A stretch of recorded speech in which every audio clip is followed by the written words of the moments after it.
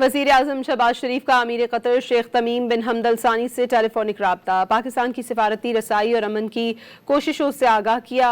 अमीर कतर ने इलाका यमन के लिए पाकिस्तान की मुखलिसाना सिफारती कोशिशों को सराहा।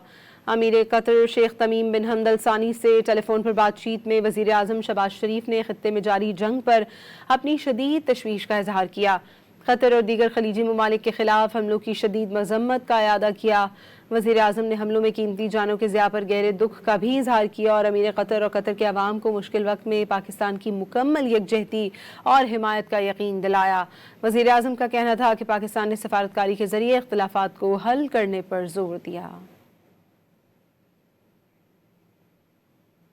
वज़ीर-ए-आज़म शहबाज शरीफ का अमीर कतर शेख तमीम बिन हमद अल सानी से टेलीफोनिक राब्ता। पाकिस्तान की सिफारती रसाई और अमन की कोशिशों से आगाह किया।